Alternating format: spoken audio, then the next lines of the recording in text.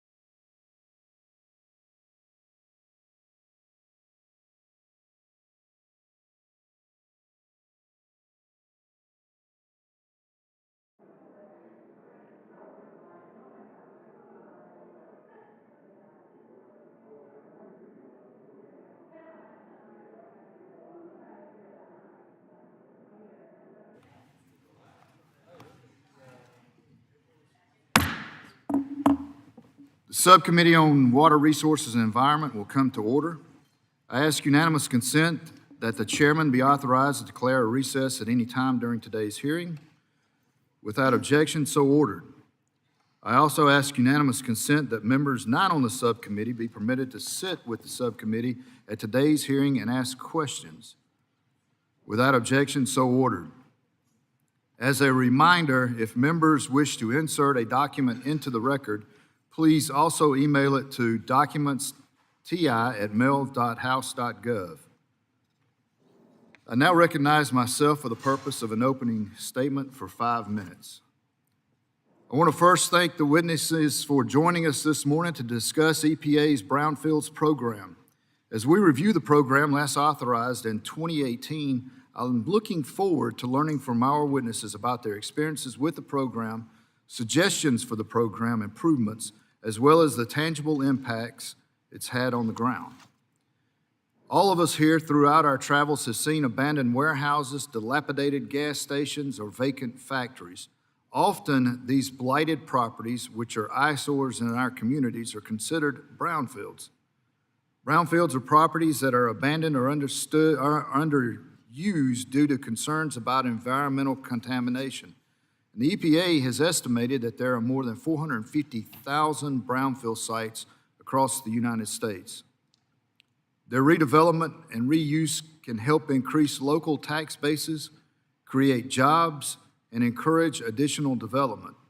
According to EPA, since its inception, the program has made over 10,800 sites ready for productive reuse, leveraged more than $40.4 billion in additional cleanup and redevelopment funding, and helped to create or leverage more than 270,000 jobs. However, property owners and developers are often hesitant to finance the redevelopment of these sites because of possible liability under CERCLA. CERCLA liability is no joke.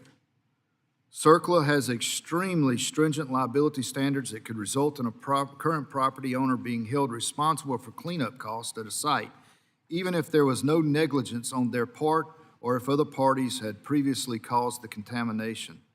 This program provides common sense liability relief to folks who want to improve a degraded site. The EPA Brownfields program helps community assess and evaluate contamination at these sites and provides funding to help clean up and promote their redevelopment. For example, in my district in Georgia, the program assisted the city of Greensboro in addressing contamination in an old cotton mill. As part of this project, approximately 2,600 tons of contaminated soil were removed from the property, and the mill was ultimately redeveloped and converted into a 71-unit apartment complex. Federal funding through the Brownfields program helped attract other non-federal project funding for assessment, remediation, and redevelopment efforts. But we know that just throwing hard-earned taxpayer money at problems doesn't make them go away. That's why I also want to underscore the importance of programmatic efficiencies and regulatory relief when it comes to redevelopment and timely project completions. For far too long, the EPA has placed unattainable regulatory and bureaucratic burdens on hardworking Americans that cost them time and money. That's why I'm working with my colleagues here in Congress and with the Trump administration on efforts to reduce red tape and streamline the permitting processes. At the end of the day, these types of improvements will help important projects get done more efficiently, whether it's redeveloping brownfield sites or constructing an Army Corps project. That benefits all Americans. I now recognize Ranking Member Wilson for 5 minutes for an opening statement. Thank you, Mr. Chairman, for hosting today's discussion on how federal brownfields investments help to revitalize our communities. EPA's Brownfields program has, on most accounts, been successful in redeveloping abandoned or underutilized properties throughout the nation. According to EPA, roughly 1/2 of the U.S. population lives within 3 miles of a brownfield site that receives EPA funding, which includes sites in rural, tribal, and economically disadvantaged communities. As of December 2023, EPA Brownfields grants have prepared over 10,800 properties for productive use and leveraged over 270,000 jobs and over $40.4 billion in private investment. I've heard questions on whether all communities have equally benefited from this critical redevelopment investment, or whether this investment has actually benefited those who have had to suffer with legacy contamination for decades. But those questions do not undermine the fact that the program is making a difference in revitalizing neighborhoods. Many states and local governments, such as my home state of Florida and Miami-Dade County, have been leaders in the implementation of the Brownfields law. In its brief history as a state-delegated Brownfields program, Miami-Dade County has successfully assessed and remediated 31 brownfield sites, with an additional 74 sites under active review. I hope to learn more about these efforts from our witness, Mr. Goldstein. Welcome, Mr. Goldstein, who worked on projects at contaminated sites in over 90 jurisdictions across the state of Florida. Continued success in brownfields redevelopment depends on continued federal partnerships with and funding for states, local governments, redevelopment interests, and community leaders. Yet, this success is undermined by the chaos that the president and his Republican allies in Congress continue to create with their management of the government and the economy. This economic chaos created by the president and rubber-stamped by Republicans in Congress continues to push up inflation and the cost of groceries and other commodities and push down consumer confidence. In just over 100 days, American families are paying more and getting less, and this trend continues. States have already testified that the president's disruption in water infrastructure financing was having an impact on local redevelopment projects, resulting in project delays, increased cost, and the potential abandonment of local projects.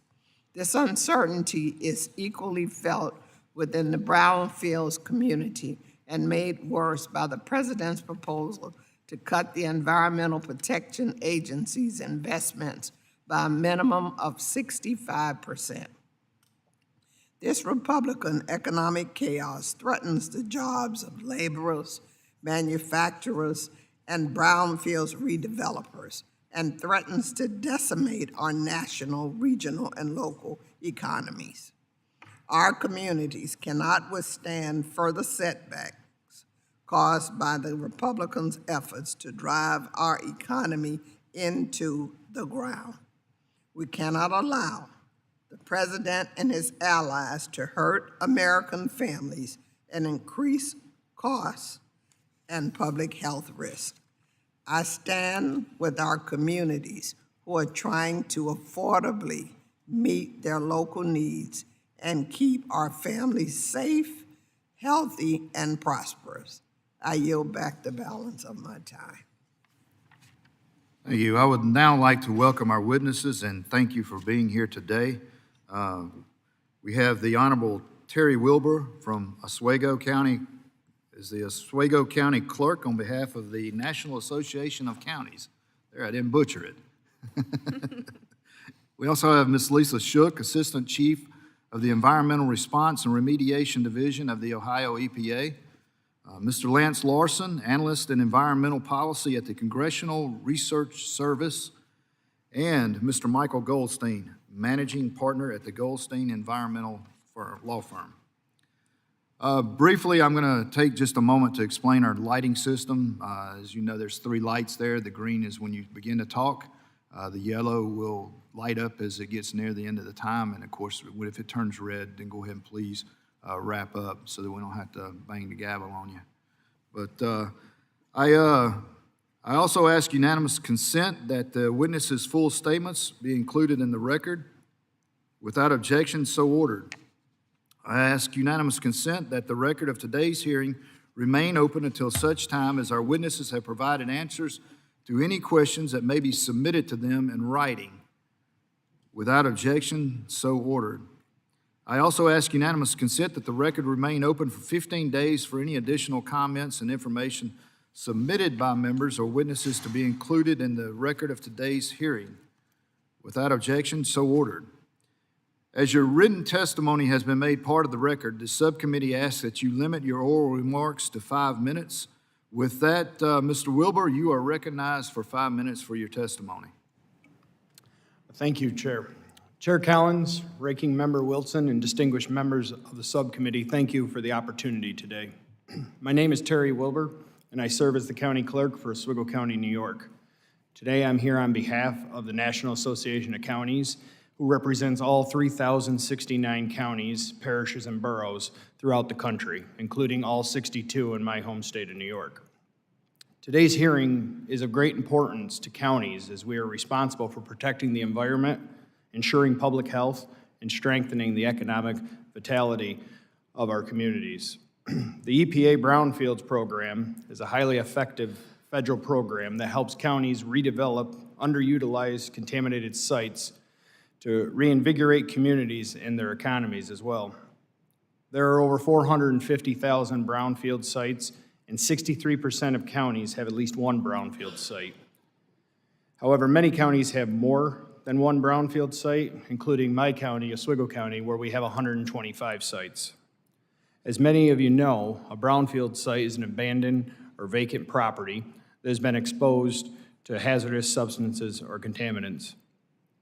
Brownfield sites range from former industrial complexes to older public buildings and even smaller properties such as former gas stations.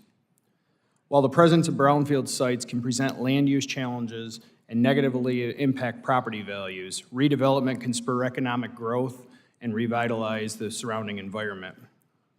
Oswego County is a rural county located in upstate New York that borders Lake Ontario with a population of 118,000 residents. Oswego County has received 2 brownfields assessment grants, one in 2004 and another in 2022.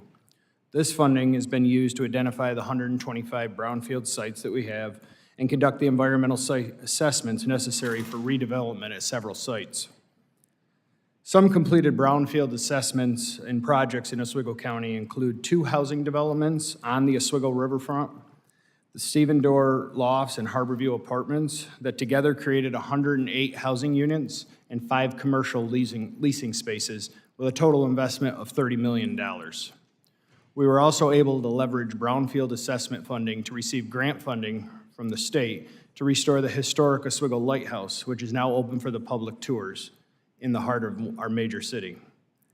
The federal investment from the Brownfields program is crucial for both urban and rural counties. In Oswego County, we would not have been able to complete this work without the brownfield fundings we received. To that end, counties have the following recommendations for the committee. Our first recommendation is to reauthorize the Brownfields program. Congress should reauthorize the Brownfields program to ensure that this critical source of federal funding remains available to counties for brownfields assessments, cleanup, and redevelopment, as well as providing incentives for private investment in our communities. Our second recommendation is to increase funding levels for the Brownfield program. Congress should increase the overall authorization level for the Brownfields program to allow more counties to address brownfield sites. In many states, counties are severely constrained in our ability to both raise and collect tax revenues. However, counties must still deliver essential services to our residents and visitors despite these limitations. Counties are very grateful for the additional funds provided by the Infrastructure Investment and Jobs Act for the Brownfields program. However, there is still a clear need for increased funding as thousands of sites are still waiting to be redeveloped. Additionally, NACO recommends increasing the cleanup grant ceiling to $1 million and the flexibility to award up to $2 million due to complexity of the cleanup process and to allow communities to clean up more sites. Our third and final recommendation is to increase the administrative cap on Brownfields program grants. Congress should allow counties to use a small portion of their brownfield funding to cover reasonable administrative costs. Many rural counties face difficulties in accessing federal funds as they have limited staff, expertise, and financial resources available to complete these complex grant applications or to comply with the burdensome reporting. In conclusion, counties recognize the Brownfields programs as a vital component of the intergovernmental partnership to drive economic development, address environmental concerns, and protect public health.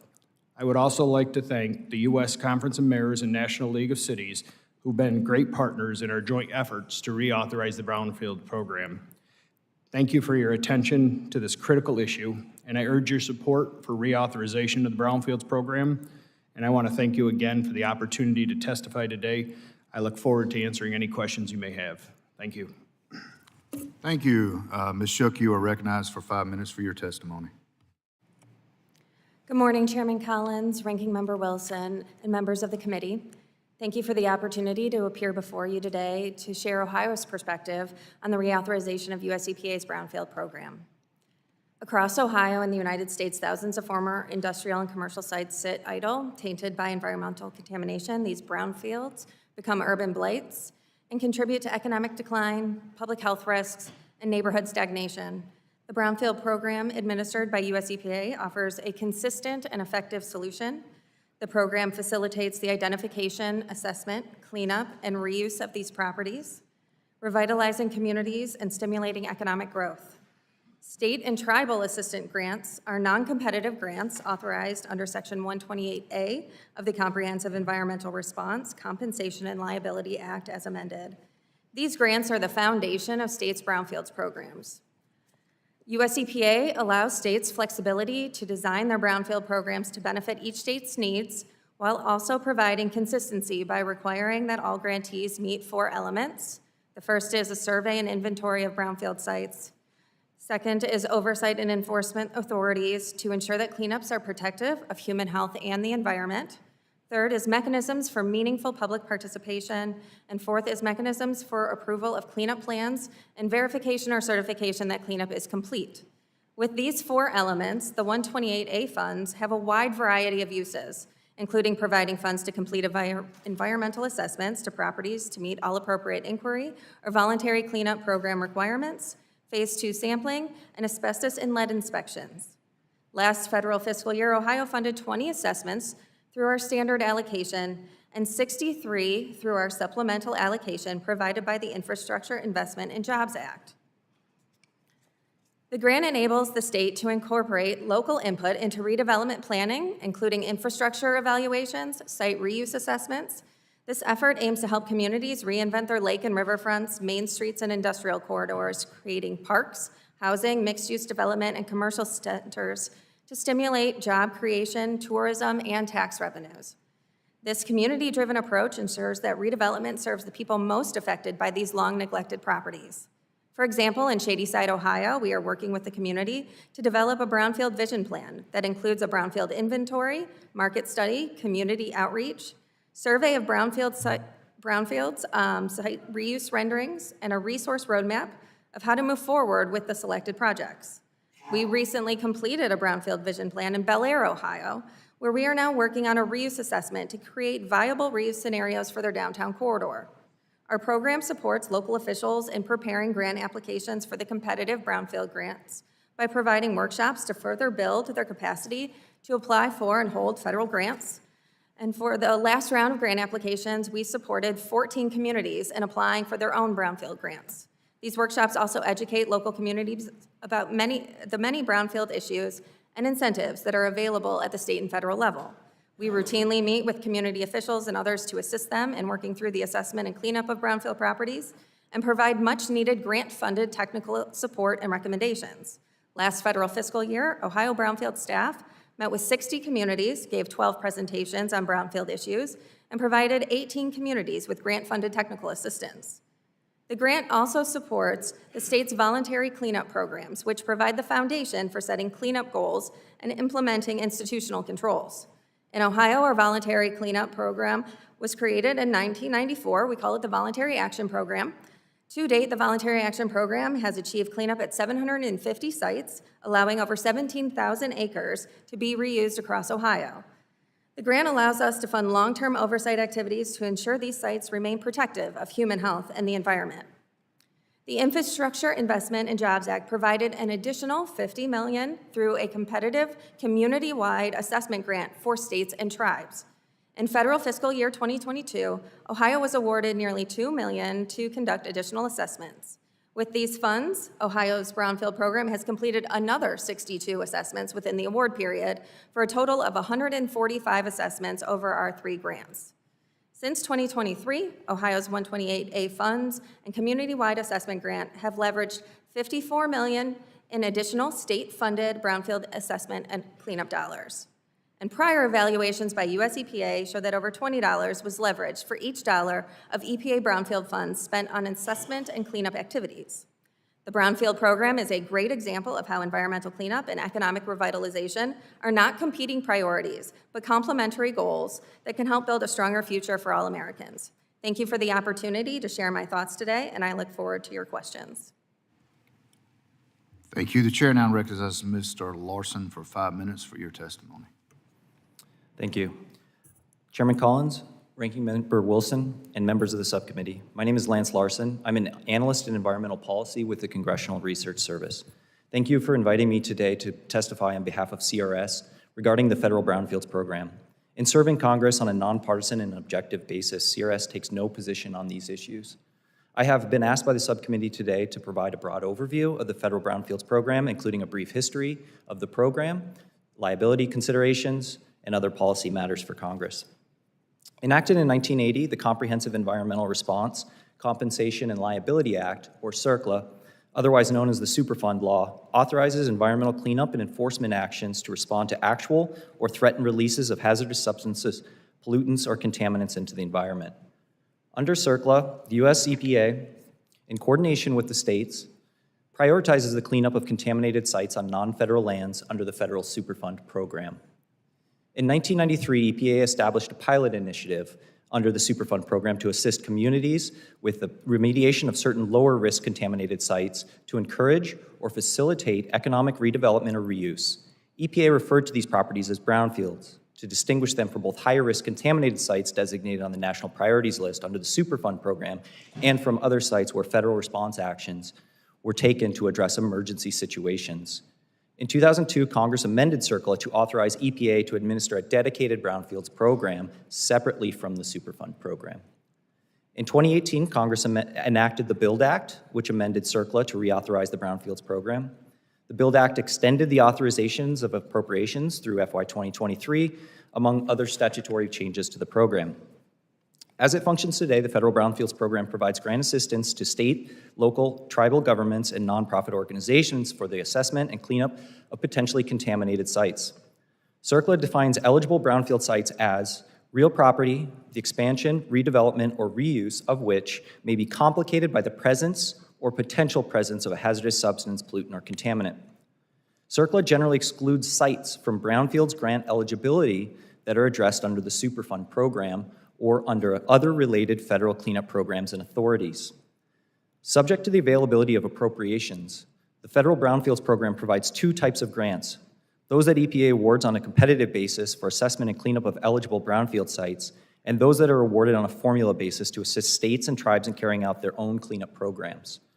Congress funds these grants annually through the discretionary appropriations process. The Brownfields program statutory authorities do not have a sunset date. However, authorization for appropriations for the Brownfields programs, grants expired at the end of FY 2023, and Congress has continued to appropriate funding annually to implement the Brownfields program. Annual appropriations have been less than authorized amounts and have remained relatively constant in nominal terms since FY 2003. In addition to prior appropriations, the Infrastructure Investment and Jobs Act provided an additional total of $1.5 billion over a 5-year period through FY 2026. CERCLA provides a mechanism to compel potentially responsible parties to pay for the cleanup of hazardous substances. CERCLA established financial liability for those parties, which may include current or former owners and operators of a site, generators, and parties that arrange for the transport, disposal, and treatment of hazardous substances, and transporters of hazardous substances to a facility. These categories of parties are generally prohibited from obtaining a Brownfields grant. However, Congress amended CERCLA to provide certain liability exemptions designed in tandem to work with the Brownfields program. If Congress considers reauthorization in this session, as it has done in the past, Congress may consider certain elements of this Brownfields program, such as the duration of reauthorization, statutory caps on grant amounts, criteria for assessing grant applications, and past and future expected program outcomes. This concludes my prepared statement. Thank you for the opportunity to appear before the subcommittee today. I'd be happy to address any questions you may have. Thank you. I now recognize Mr. Goldstein for 5 minutes for your testimony. Thank you. Good morning, Chairman Collins, Ranking Member Wilson, and members of the committee. My name is Michael Goldstein. I'm the managing partner of the Goldstein Environmental Law Firm, a principal of Goldstein Kite Environmental, a past president of the Florida Brownfields Association, and past chair of the National Brownfield Coalition's Public Policy Committee. It is a distinct honor to participate in this hearing and share suggestions on how to build on what has been the most important, impactful, and results-producing federal program in my 33 years of practice. While Congress and every state government in the nation, including the great state of Florida, have supported Brownfields work since the mid-1990s, the hundreds of thousands of brownfields across the country require additional federal resources. My remarks today are informed by over 3 decades of assisting local governments, developers, growers, manufacturers, schools, and capital providers navigate the risks of cleaning up and redeveloping contaminated land.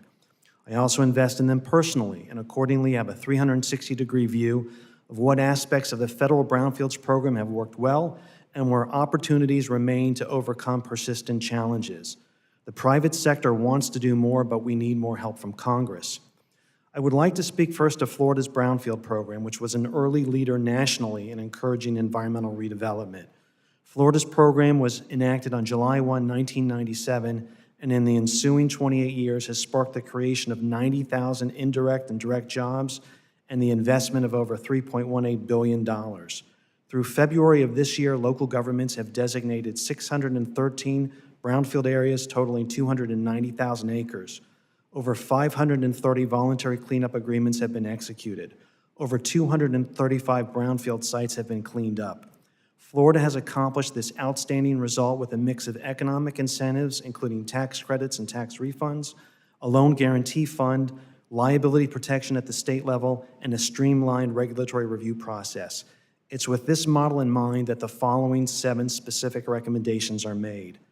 First, as part of a forthcoming bipartisan tax bill, renew the federal brownfield tax incentive, which was passed in 1997 to allow parties who voluntarily investigate and remediate contaminated properties to deduct all cleanup costs on their federal income tax return in the year they spend money on cleanup. Second, create a brownfields loan guarantee program. This program would combine aspects of the Department of Energy loan guarantee program with the New Markets Tax Credit program to leverage billions of private sector dollars for early-stage bridge financing of redevelopment projects that are considered too risky for conventional lenders. Third, prioritize affordable housing built on brownfield sites by amending Section 42 of the IRS Code to increase the low-income housing tax credit to 12%, the stepped-up basis to 150%, and to create a new one-time LIHTC in the amount of 80% of the cost of land acquisition and demolition.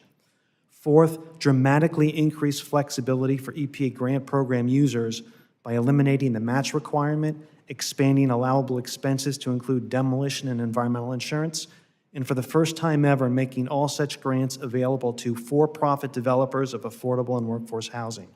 That would be a game changer. Fifth, increase the maximum grant awards to local governments and not-for-profit applicants to expand the amount of work and magnitude of cleanup that each grant awardee can accomplish. Sixth, increase the CERCLA 128 grants to state brownfields programs. Since inception of Florida's Brownfield program, the Department of Environmental Protection has been awarded $17.2 million in 128A grant funds. The awarded monies have allowed DEP to conduct targeted assessment and remediation at over 116 of the highest priority sites. Speaking from personal experience as a 128A grant recipient, these grants are powerful, effective, and catalytic. In our situation, Goldstein Kite Environmental partnered with DEP to conduct assessment and remediation of chlorinated solvents at a former chemical storage and distribution site that impacted a public school. Our investment in this extensively contaminated site and DEP and EPA's co-investment with $400,000 in 128A grant funds is facilitating construction of 515 units of affordable housing and a $217 million capital expenditure in the Overtown neighborhood of Miami by one of the largest builders in the country. A final recommendation, PFAS is commonly referred to as the forever chemical. It's really the everywhere chemical, and it's having a monumental impact on Brownfields development, where the listing of PFAS as a CERCLA hazardous substance raises the specter of possible EPA-led cleanups under the National Contingency Plan over decades at great expense. Congress should consider a statutory exemption to CERCLA where a party has voluntarily entered into a brownfield cleanup agreement with the state agency to remediate PFAS contamination under state law. The exemption would provide immunity from CERCLA cost recovery and contribution claims, a hold on NPL status, immunity from RCRA citizen suits, and express immunity from lenders. Thank you so much for this opportunity to present my comments. Thank you, and thank you all for providing your testimony. We will now turn to questions for the panel. I recognize myself for 5 minutes for questions. I kind of like to give you an idea of what I look at things, especially from a chairman's standpoint. And, and the way I look at it, in November, the American people spoke loud and clear. First of all, they need to save taxpayer dollars. The second thing that we need to do up here, especially from a chairman's standpoint, is make sure that the federal government is very productive and efficient. And if we can do that, then we will save taxpayer money. You all had testimony, and as you were giving your testimony, I started changing my questions as each one of you went through. So some of this may be a little choppy, but I want to make sure that whatever we do, if you think of it in what can we do to be more efficient? How do we save money? And in this case, when we make an investment, what's the return on the dollar for that investment? Because a lot of this I look at as an investment instead of just a grant money.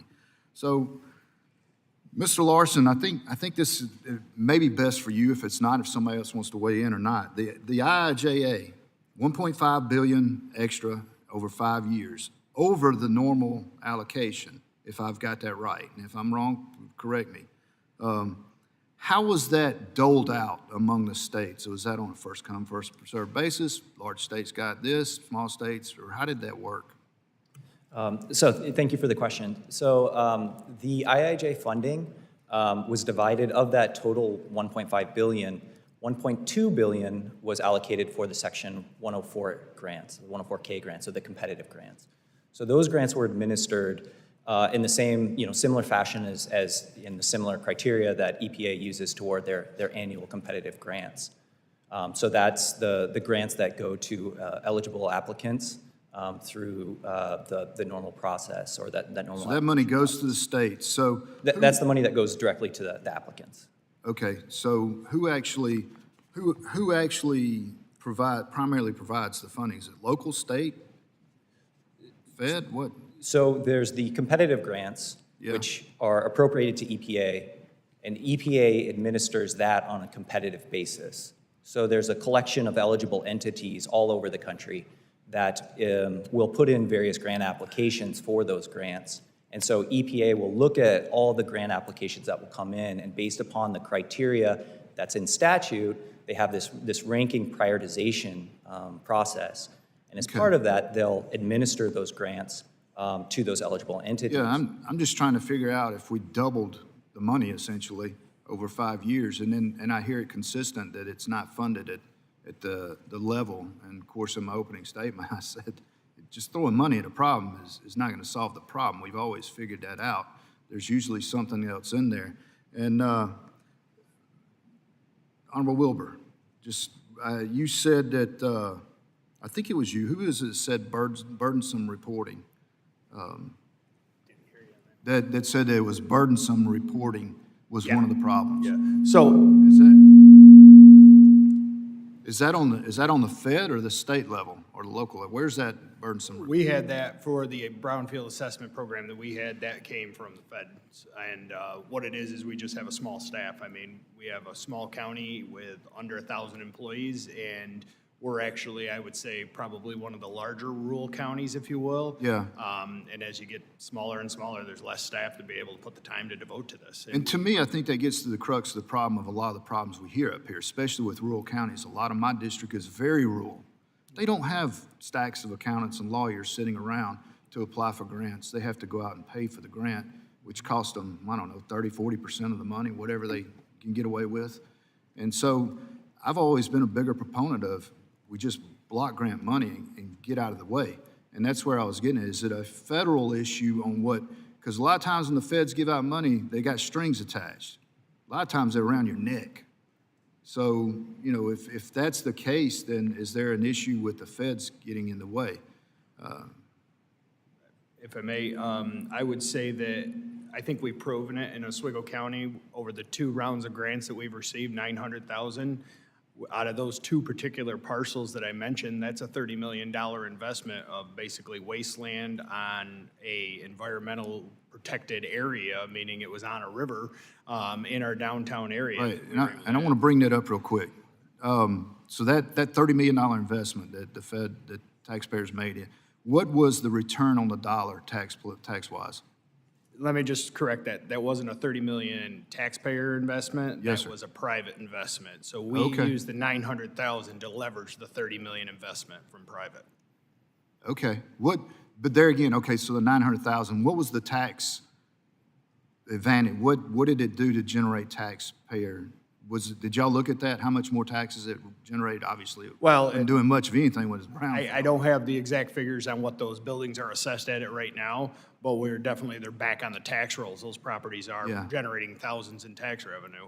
Yeah, and To that's limit- the type stories I like to hear is if we make an investment in something, how long does it take for us to get our return? And what has our return been? Because anytime we can generate more taxpayers out there, then it generates revenue to replace what we spent out. All right, I'm out of time. I yield back. The chair now recognizes Ms. Wilson for 5 minutes. Ms. Shook, last Friday, the Environmental Council of the states wrote a letter to EPA Administrator Zeldin that I would ask unanimous consent to enter into the record. Into the record. Without objection, so ordered. In this letter, the Executive Board of State Environmental Leaders expressed deep concern with the President's budget proposal to eliminate or drastically cut most categorical grant programs within the agency, including the Clean Water State Revolving Trust. The states warned that these cuts would hurt efforts to reinvest in our nation's infrastructure, damage our public and environmental health, and threaten our economy. While EPA's Brownfield program was not specifically mentioned in the President's budget, it is conceivable that funding for this program is equally as targeted by the administration for reduction or elimination. Ms. Shook and then Mr. Goldstein, what would be the consequences for the state of Ohio and the state of Florida if all EPA Brownfield grants funding were eliminated? Ms. Shook? Thank Thank you, Congresswoman Wilson, for the question. In many instances, in most instances, EPA Brownfields funding is existential. Without that seed money, thousands of environmental redevelopment and reuse projects all across the country would come to a grinding halt, and those that are in the planning process wouldn't even get out of the gate. These are projects that help to accelerate remediation, to quickly reduce public health risk that result in a tremendous amount of job creation economic revitalization and additional tax revenues to local governments that can then provide more services and also increase redevelopment in the surrounding area. They turn engines of disinvestment into productive engines of investment. And without continued funding, even expanded funding through EPA, all of that work would come to a halt. Chuck? I'd agree with Mr. Goldstein. It would negatively impact almost every community in Ohio. Our state funding supports a lot of our smallest and most rural communities because they have the least capacity to hold their own grants, whereas our larger communities use this as a catalyst to get other federal funds, other state dollars. Ohio has a robust cleanup program themselves to partner for matching dollars for those funds. They use federal funds and to incite additional private investment. It is much easier. There's plenty of green space in Ohio for companies to come in and to keep those investments in our communities where the infrastructure already exists and to preserve our farmland. It is nice to have a robust brownfield program to keep that development in our more populated areas. Thank you. Thank you. Mr. Goldstein, our home county, Miami-Dade, has highlighted the successes it has seen with the Brownfields program. They talked about the efforts at Thermo Fisher and how the Brownfield designation helped create new jobs.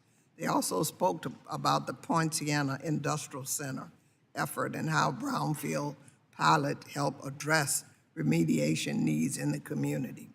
Can you discuss the importance of continued support for the Brownfields program and how this funding will help address brownfield sites like the corner of Northwest 37th Avenue and Northwest 183rd Street in Miami Gardens? Yes, Ranking Member Wilson. That part of Miami-Dade County has long been subject to disinvestment, economic blight, and unfortunately, historically, civil unrest related to the lack of economic opportunity. A significant component of that is driven by the environmental uncertainty and risk associated with a long history of industrial activities like pesticide distribution plants that have left a significant amount of soil and groundwater contamination that has candidly provided a tremendous disincentive to lenders and other investors to imagine what that area could be, which is surrounded by working families who love their community and want an opportunity to raise their families there and have good jobs. With EPA's investment and the continued oversight of the Florida Department of Environmental Protection and the Miami-Dade County Department of Environmental Resources Management, utilizing federal resources, there is an opportunity for developers to come in, create jobs, create affordable housing, and turn that part of the community into a very vital portion of Miami-Dade County that generates a tremendous amount of economic activity. Thank you, Mr. Goldstein, and thank you, Mr. Chair, for the time. Yes, ma'am. I'm sorry I wasn't, I was wanting to, I should have stopped in. If y'all get a chance, just please remember to cut your mic off. That when we had that noise that crept in, there was two mics open, so if you'll make sure it's off if you're not talking, we won't have that. The chair now recognizes the vice chair of the committee, Mr. Taylor from Ohio, for 5 minutes. Thank you, Chairman Collins and Ranking Member Wilson, for holding this hearing today, and thank you to our witnesses for being here to share their insight and for the sacrifices you made to be here. I want to especially welcome Ms. Shook, who's here to talk about how Ohio has succeeded in turning contaminated land into residential and economic growth. Toxic materials such as asbestos and lead in old buildings can cause significant harm to those exposed over long periods of time. That is why the Brownfield program exists, to turn older toxic sites into productive and beneficial areas in the community. In southern Ohio, the main brownfield sites include schools, children's homes, and other public buildings. It should be obvious that small rural communities face massive challenges when addressing brownfield sites in their region, such as constrained local budgets, fewer people available to manage brownfield projects, and limited access to technical expertise. Ms. Shook, can you elaborate on how the Ohio EPA has worked with rural communities to alleviate these challenges? Thank you. The state's program works significantly with our smaller and more rural communities. As I said earlier, they have less capacity to hold their own grants to be competitive in the 104K competitive rounds of grants. So we are often sort of the front door for them to the brownfield space. They can use our funding for planning purposes as well as the initial assessments, and we can work with them and do work with them very closely to help prepare them to potentially apply for either another state grant or a federal grant as they get ready. So we've done everything from helping them develop their own brownfield inventories to doing phase 1 environmental assessments for them to helping set up community meetings and do community surveys on what they would like areas to look like after a brownfield redevelopment is completed. So that's a variety of ways we work with them, but they are a primary customer of ours. Gotcha. Is there more that Congress could do to remove barriers that create these challenges for rural areas? Yes, so the competition process is very competitive. We've heard numbers around only about 30% of applicants get approved for their grants. So finding ways to provide more funds to more communities would make it easier for them to hold.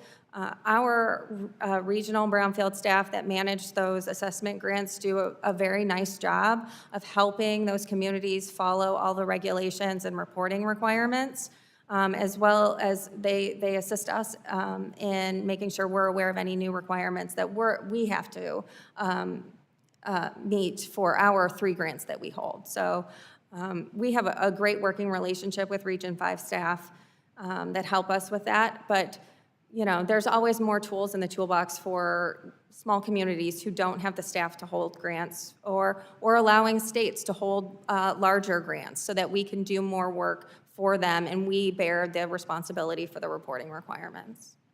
Thank you.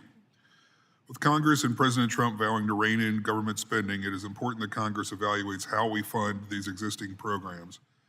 Mr. Goldstein, in your testimony, you highlighted how public-private partnerships benefited local communities in cleaning up brownfield sites. Can you elaborate on the benefits of public-private partnerships and how that speeds up brownfield sites being cleaned up? Absolutely. Many times, most times, local governments and local government entities own contaminated assets, old landfills, public utility facilities, wastewater treatment plants. They're sitting on these assets. They cost a tremendous amount of money to maintain, and the funds aren't there to clean them up and repurpose them. And so what they do is they reach out to the private sector for a public-private partnership opportunity. The private entities are beneficiaries of the EPA grants that come in, but those dollars, while important, aren't always directly available to the private sector entities, and frequently they're not enough to complete the cleanup and put the site on a level playing field with greenfield sites. So what would be most important is to, A, expand the grant opportunities in terms of the dollars that are available. That's number one. Number two, make them available directly to the private sector who are operating in areas that the government wants to see, like public-private partnerships, like affordable housing. That's number two. And number three, utilize some of the other tools that Congress has available to it to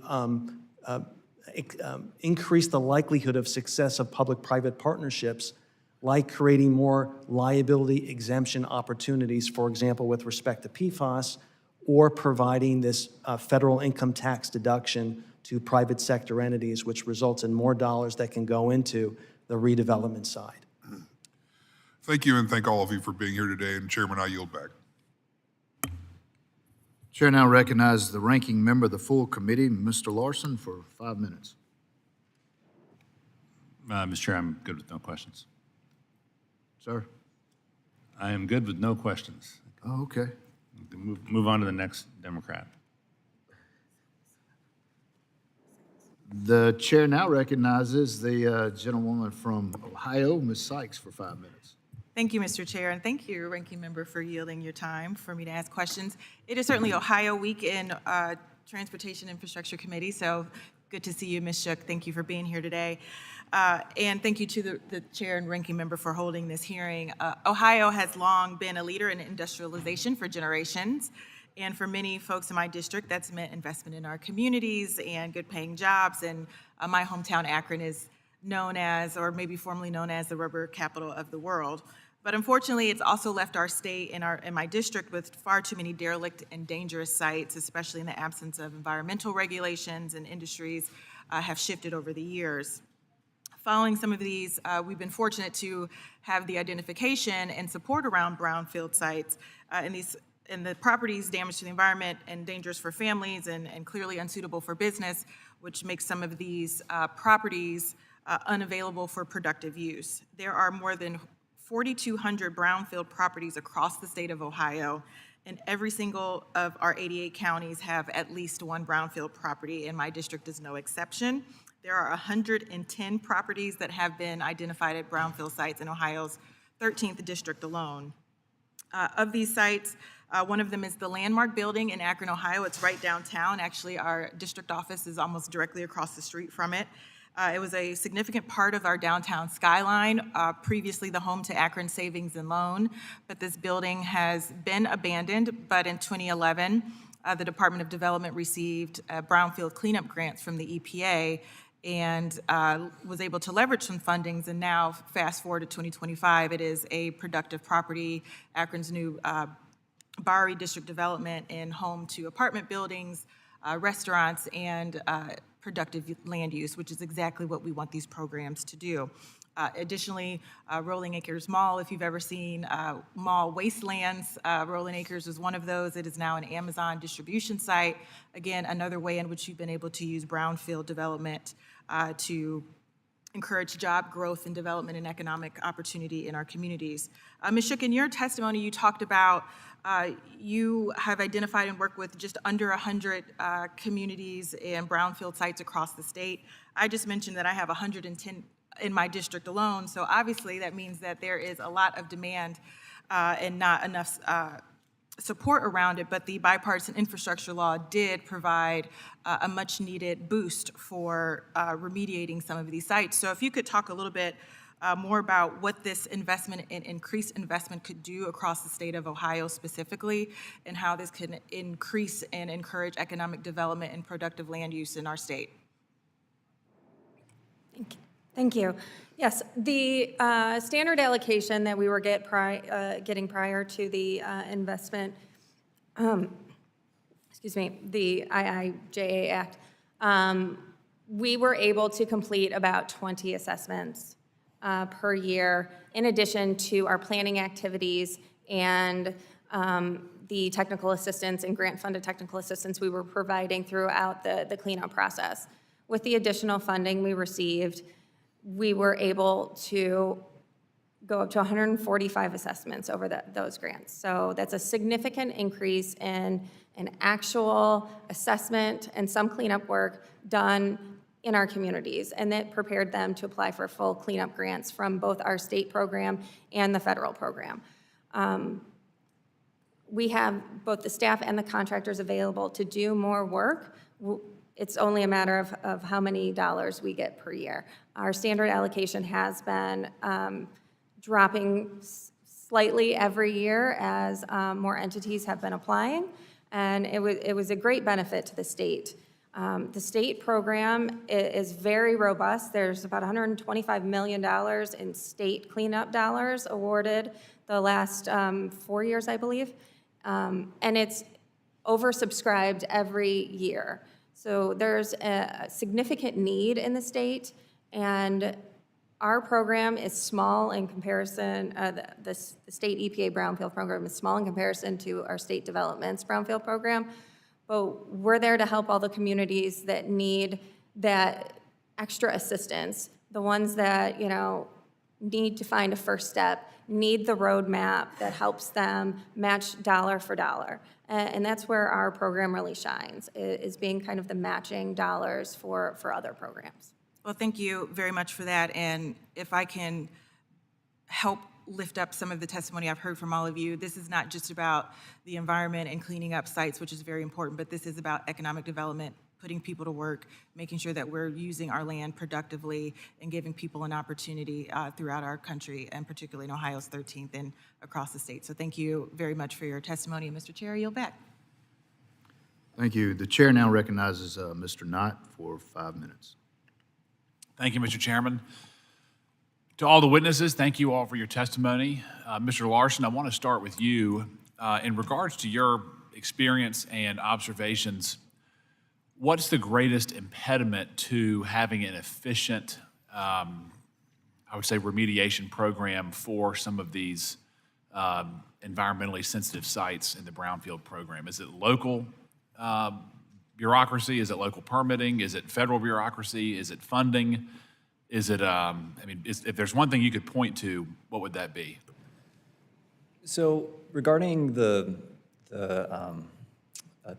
cleanup duration or complexities at any given site is going to be highly dependent upon site-specific circumstances. Sure. So I would say it's going to be very challenging to point to a single factor, whereas there may be multiple factors, including the ones that you listed. Even from like a technical or scientific standpoint, many of these properties, the conditions may be unknown with respect to the environmental contamination that may or may not be present. And so as this process proceeds of investigating the contamination, investigating the site, if it turns out to be, contamination presents more of a risk than was originally envisioned, that could present more complications with respect to both the cleanup and what could be suitable reuses for the site. So there's various factors, even as the process proceeds, that can complicate this. Right. I mean, one of the concerns that I'm bringing to the table is from North Carolina, there's a $2 per ton municipal waste disposal fee that really is aimed at cleaning up these, they're called pre-regulatory landfills. I don't know if you're familiar with that term. Mr. Goldstein, you're shaking your head, but basically it's a period of time where landfills were utilized and anything went in there, and many of them have been deemed hazardous. And the North Carolina Department of Environmental Quality monitors these landfills, but I think there's 700 of them. But only one has been cleaned up, or two have been cleaned up in the last 20 years, roughly. And that's a trend that I've heard about throughout the country, that cleaning these up, putting them back into the marketplace is a real problem. Mr. Goldstein, I would defer to you in terms of if there is a way that we can efficiently identify, manage, and clean up these, or cap them, remediate, however you want to phrase it. Is there a model that you've seen at a local and state level that is efficient and provides the necessary certainty to move these quickly? Thank you, Representative Knott. That's a great question, and I want to invoke a suggestion that the chairman made, the concept of rethinking, re-envisioning the grant program to provide community block grants, like community block grants to state governments, so state governments can get the money to where it needs to go more quickly. If there's a single limiting factor that makes these projects less efficient than they need to be, it's time. And the time associated with waiting for the grant window to open and to prepare and submit a grant application on a competitive basis and then get the money, that time is too long. There's too much delay. If we were to have that money go to the states and have the state agencies allocate those dollars to where they're needed, where the greatest need is, those dollars would get to the communities more quickly, and they would be spent more efficiently with less oversight and administrative bureaucracy. Is there a way to incentivize local and state government to move on these sites? Because, for instance, in North Carolina, a lot of county and state operators are the ones who polluted the sites.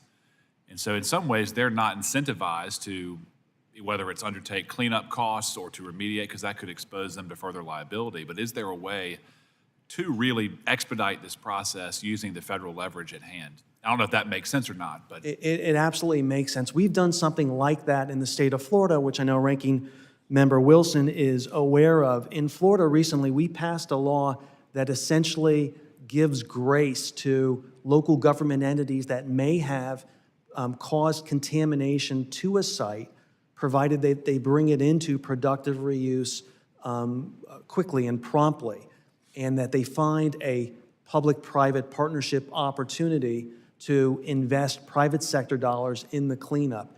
That gives them, as I mentioned, grace and a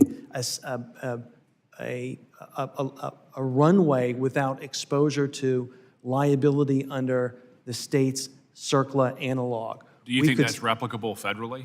It absolutely could be replicable on the federal level. There could be an exemption under CERCLA for exposure to costs under, for example, PFAS, that arise out of PFAS contamination, provided that the local government finds a private sector party to invest in redevelopment. Thank you, sir. Mr. Chairman, I yield back. Thank you. The chair now recognizes Mr. Garamendi for 5 minutes. Thank you, Mr. Chairman. This program is a very good one. The recommendations that have been made are very helpful and useful, and hopefully we will put forth a reauthorization this year. I think we've done it at least once in the past 4 years, and perhaps we'll be successful this year on a reauthorization. The recommendations that have been made by the witnesses are all good, and so as we write this legislation, good for us. However, I have a problem. No, we have a problem. All of this runs through the EPA.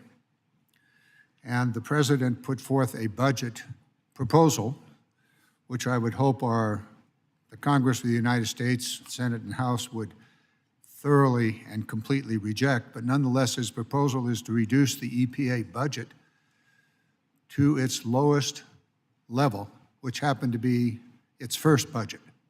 Now, just how is that going to work?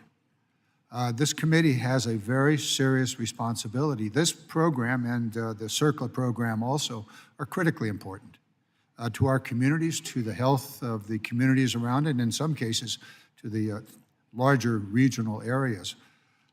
However, unless we have the courage to push back on what the administration is proposing, this is an interesting exercise, and we'll undoubtedly write a good reauthorization bill, and it will be of no consequence whatsoever.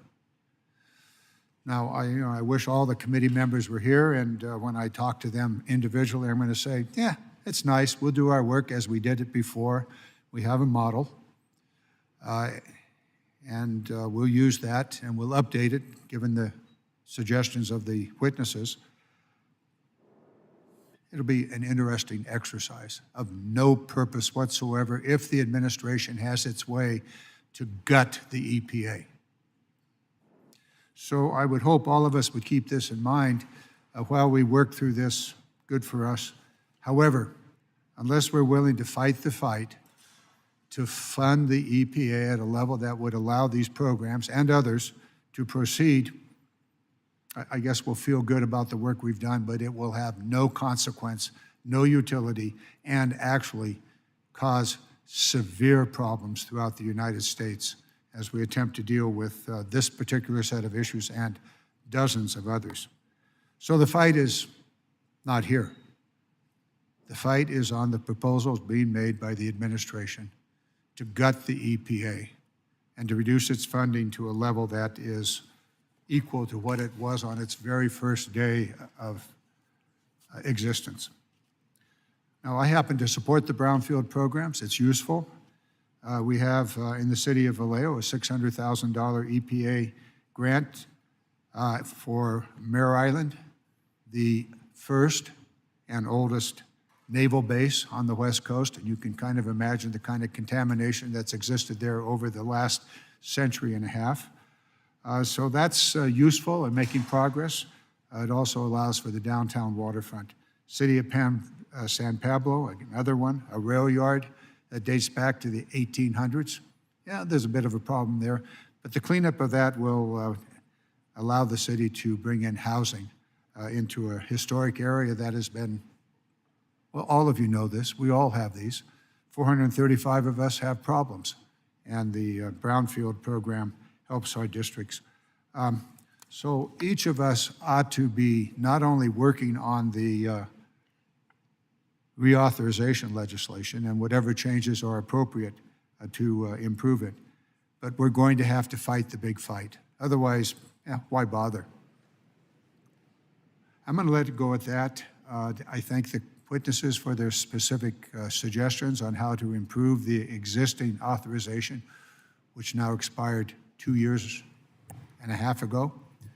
So we have work to do.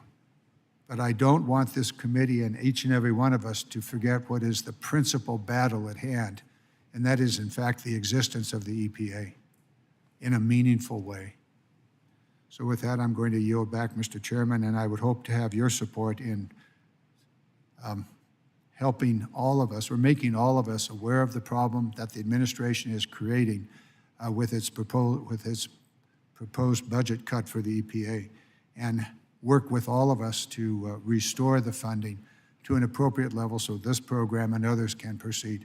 With that, I yield back. The chair now recognizes Mr. Burleson for 5 minutes. Thank you, Mr. Chairman. Mr. Goldstein, am I correct in saying you have over 3 decades of experience in helping local communities navigate the process of these cleanups of brownfields? Yes, sir, and I feel every single one of those days. Given that experience, could you walk me through the process that a local, county or community goes through when they're applying for assistance for a brownfield? Sure. The process typically starts with a developer or a not-for-profit who, either working on their own or with a local government, identifies a site that would make a wonderful redevelopment project for whatever their mandate is, for whatever their constituents are telling them needs to be done. They'll conduct some due diligence. That typically doesn't take a lot of money to have a consultant perform what's called a Phase 1 environmental site assessment audit, which is a non-invasive study of the history of the site and the regulatory status. And more often than not, whether you're in a rural area or an urban area, you'll identify a legacy of chemical contamination, and all of the warning bells will go off, and the costs will be identified related to cleanup, related to third-party liability, related to the incremental things that you have to do to safely build on a contaminated site. And then people will take a beat and say, well, how are we going to pay for all of this? And at that point, many projects simply expire because the risk is too high and the costs are too uncertain. But in other instances where they are aware of the Brownfields program, they work with a local government or a not-for-profit. For-profit entities are not eligible for brownfield grants, and they get in the queue to receive EPA funding. Sometimes it's for assessment, sometimes it's for assessment and cleanup, sometimes it's for cleanup only. In many instances, those grants provide important seed money, but not enough to complete the job, because more often than not, these problems, as mentioned by a number of your colleagues, are very complex.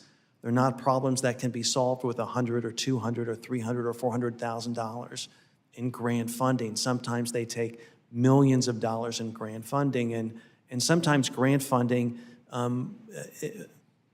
all of the money in the world wouldn't solve the problem. There need to be more liability protection tools, more regulatory tools to expedite cleanup, et cetera.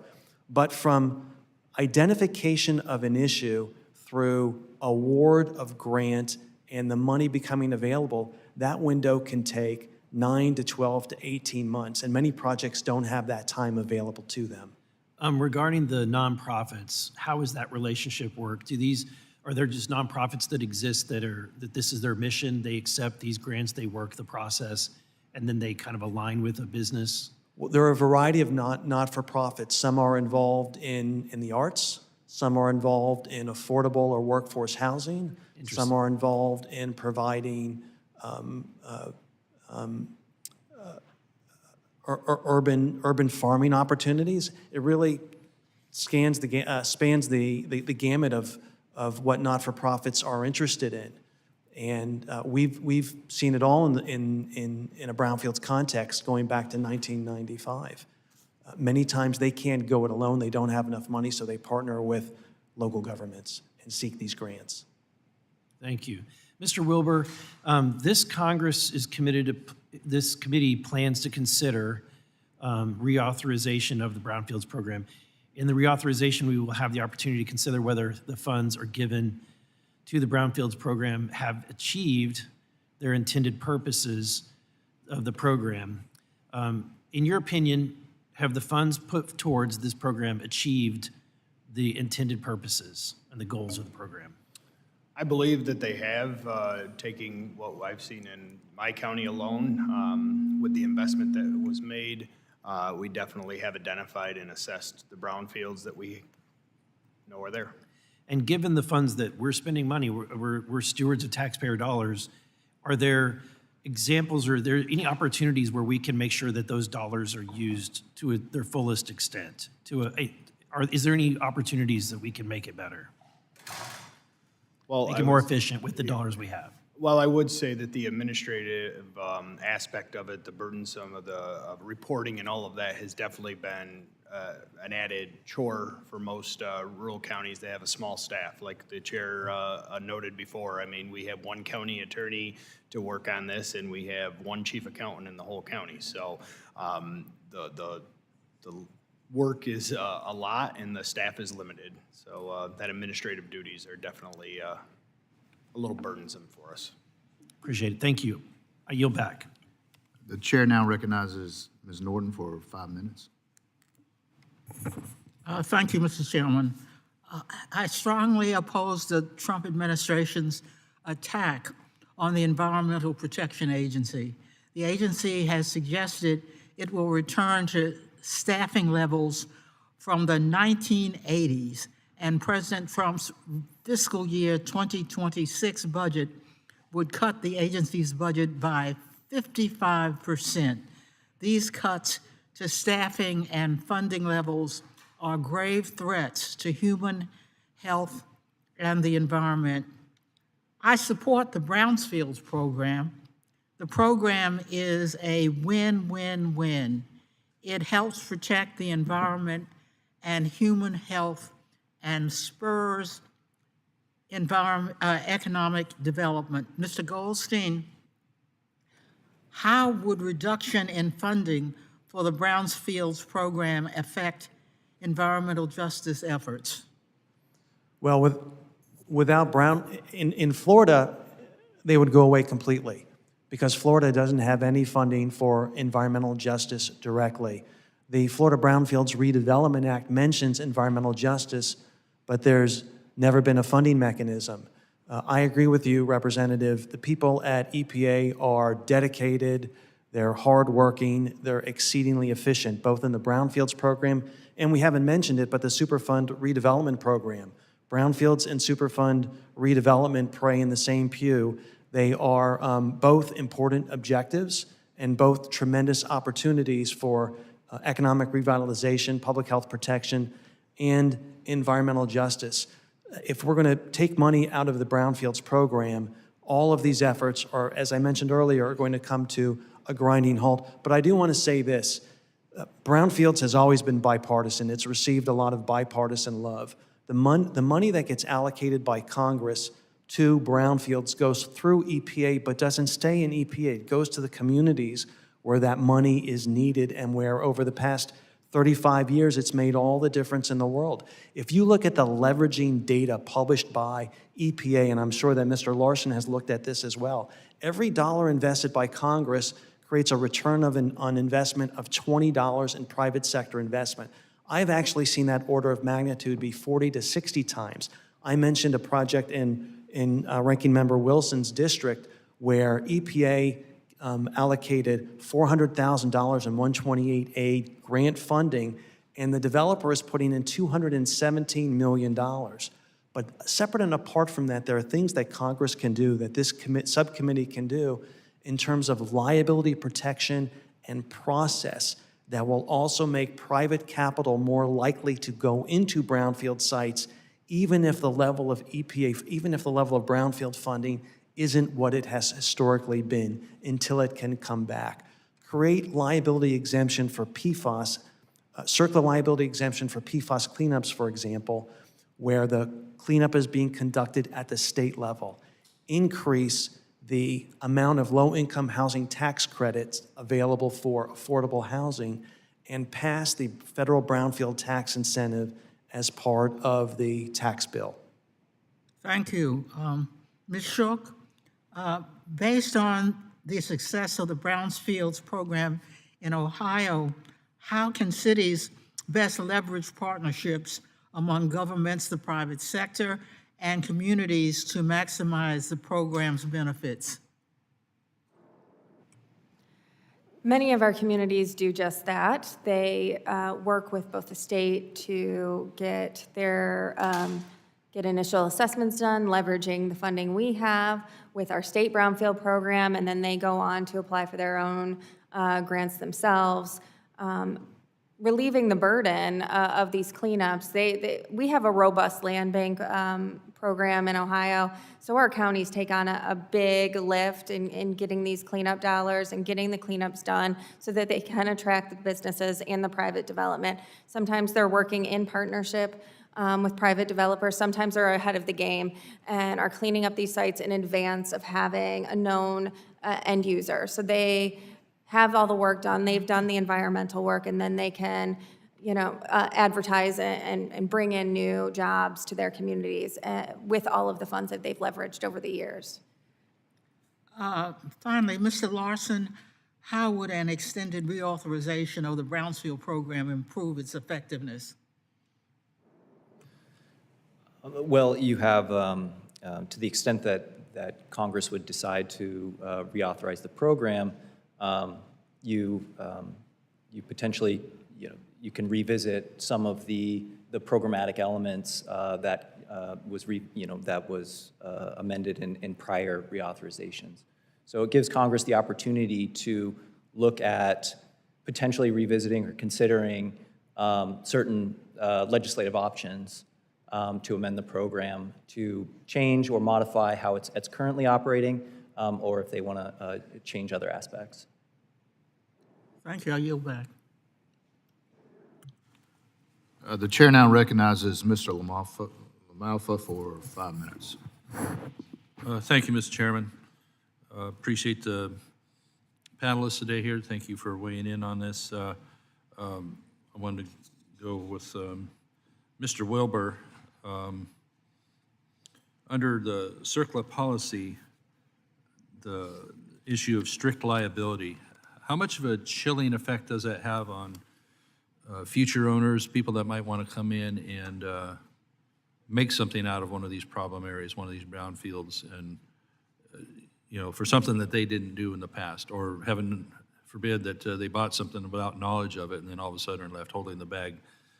Talk a little bit about the what kind of chilling effect that, to the extent that the liability goes these days for the effort to develop and up the pace on a cleanup of an area.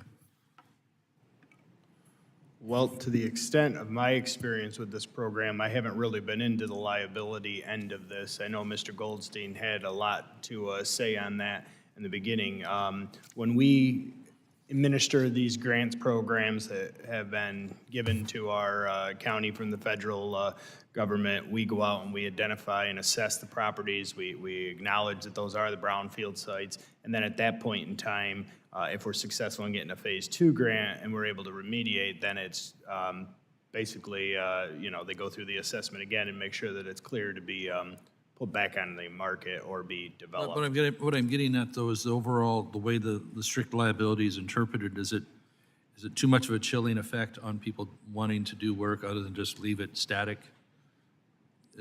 Or is there something that, I guess let me ask, should something be done legislatively to make a stronger incentive and less of a negative on taking on one of these projects, one of these areas Well, it's definitely. for development, you know? Yeah, it's definitely a deterrence, I would say, for developers in our area. And I honestly, I don't know too much more other than as a person that would be looking to develop myself, I wouldn't want to be taking on some of Can the you think of liabilities any more than steps remediating. Congress should do to make it better?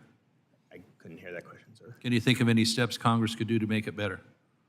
Off the top of my head, I cannot, but I can talk to some of my people and submit Okay, after. thank you. All right. Mr. Larson, how much success have we had on, if you have these stats or an idea of recovering brownfields and other problem areas like that? You know, we've got them in Northern California where certain activities went on in the 60s and 70s and such, and there's a groundwater problem, but it's an idle field right now, and you hope the remediation is making it work out as far as cleaning the water, cleaning the land. How much success has we had with the various federal programs since it's really become conscious in recovering many across the country?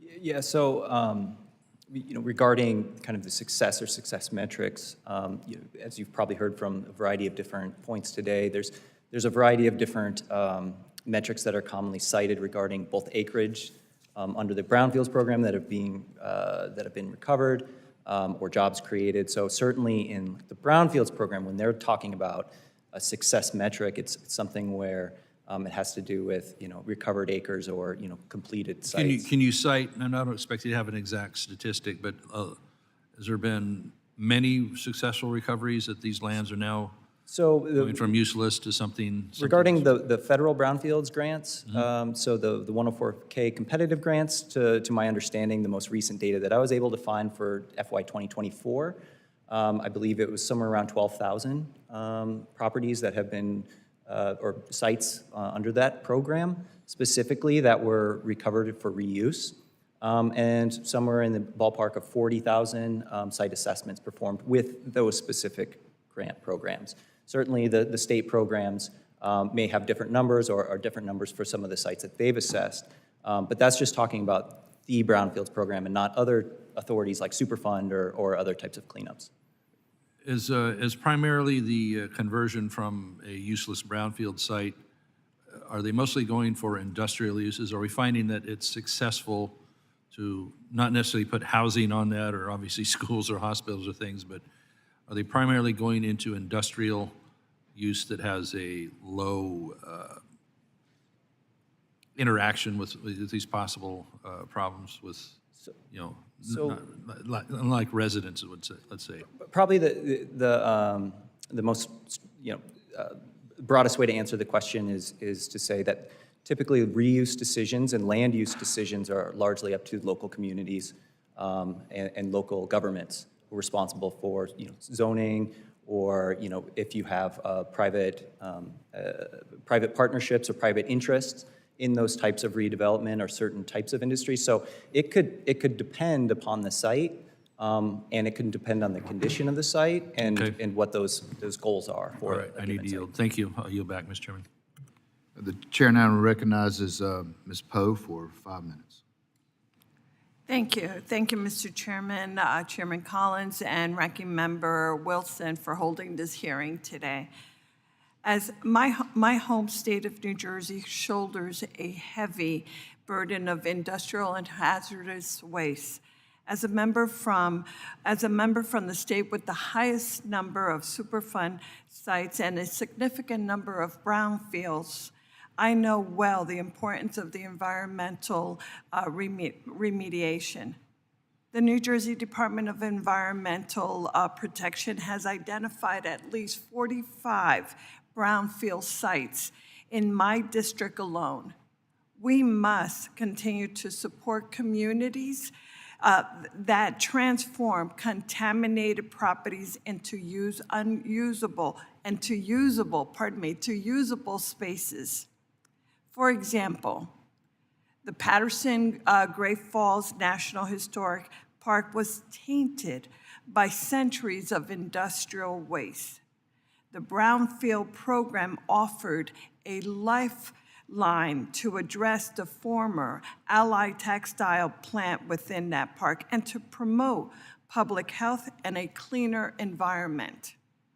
The EPA's environmental funding is essential, truly essential for communities struggling with generating the tax revenue needed to redevelop abandoned or blighted properties.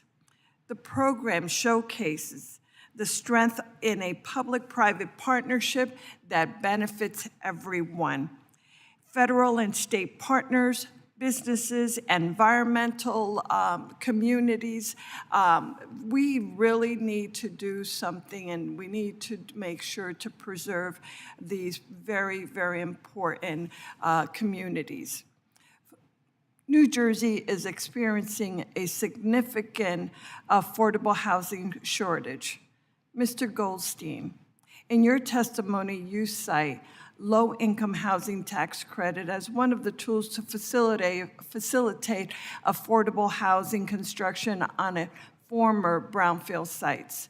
Can you please elaborate on how smaller brownfield sites like those in densely populated states like New Jersey can be redeveloped within these with these particular tax credits?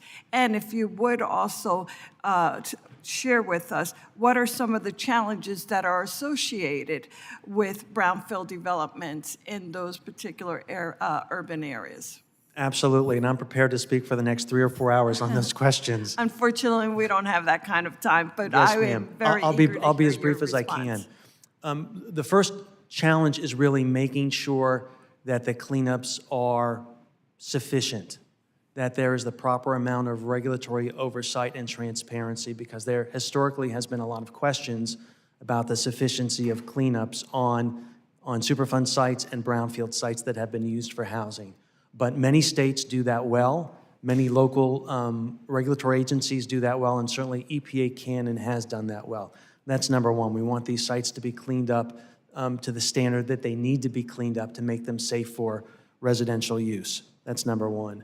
Number two, the low-income housing tax credit program is one of the most successful financing programs that underlie and support affordable housing all across the country. But there's not enough money in LIHTC to cover the incremental cost and risk associated with environmental cleanup. In order to perform sufficient cleanups, we need more money to affordable housing developers. One way to do that outside of the grant program is through the low-income housing tax credit program. In my written materials, I have some very specific suggestions, but then within the context of the Brownfields program, make these grants available to private developers who are engaged in the development of affordable and workforce housing. Currently, grants are not available to that sector. And then finally, referencing the question from one of your colleagues, let's amend CERCLA to mitigate the harsh impact of strict liability and joint several liability so that parties who acquire contaminated sites for affordable housing development and clean those sites up under a state brownfields program have a complete defense against liability under CERCLA. That's what we have in Florida, that type of liability bar, but you have to do the cleanup. It's a quid pro quo. It's not a get-out-of-jail-free card. Thank you. Thank you so very much. Mr. Chairman, I yield back. The chair now recognizes Mr. Onder for 5 minutes. Thank you, Mr. Chairman, and thank you for all the witnesses being here today.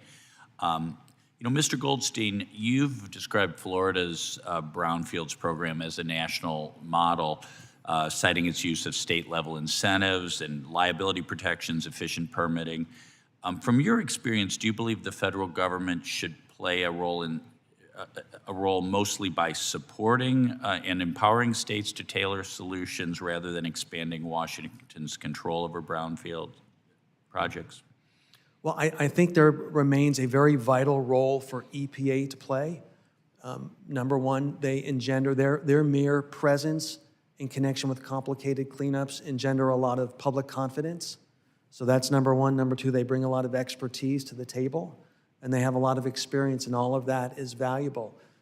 They also are very efficient in my experience, both in the Brownfields context and in the Superfund redevelopment context, as acting as almost concierge consultants to help local governments and neighborhood stakeholders and developers and their lenders and capital providers understand how to navigate all of the regulatory issues and where the bumps in the road are from an environmental perspective and a public health perspective. And then in terms of actually bringing dollars to bear, well, that's an important role as well. But they should be in equal partnership with state regulators and local regulators. You brought something up that I was wondering about when it comes to lenders. Are lenders often hesitant to loan money where there's a brownfield redevelopment? That's correct. Even the slightest whisper of a hint of a shadow of environmental risk tends to send conventional lenders fleeing because they don't understand these issues. They hear a lot about CERCLA and other federal programs and state liability programs. They hear the horror stories, and it's much easier to lend on a clean site, and it's much better for job security. So it's an existential issue, and it's a bit of a catch-22 or catch-21, whatever the catch is, because projects need financing in order to get over the environmental hurdle, but they can't get the financing until they get over the environmental hurdle, which is why I've suggested a Brownfields Loan Guarantee Fund as an opportunity. Yes, okay, no, good.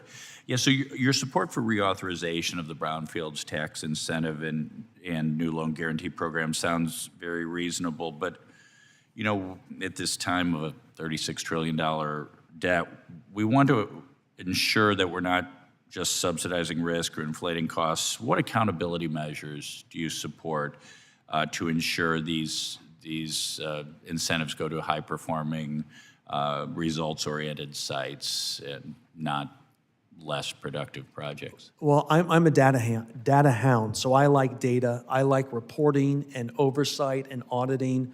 Those are those generate important metrics, and they hold grantees' feet to the fire and make sure that cleanups are efficient and cost-effective. There are other belt and suspenders we can add to that process, including requiring multiple bids for any particular project. Sure. And, you know, you advocate for increasing low-income housing tax credits for projects built on brownfield sites. That may, you know, help with cleanup, but how do we ensure that we don't end up seeing mission creep where the brownfield programs just become another affordable housing vehicle as opposed to sticking to the primary mission of cleaning up brownfield sites? Well, we've got a perfect storm of need in this particular public policy arena. We have a lot of sites that need to be cleaned up because they're engines of disinvestment, and they are orphaned in terms of responsible parties who have money and the willingness to conduct cleanup, and they provide a significant public health risk. So that's on the one hand, and on the other hand, we have a tremendous affordable housing crisis. Right.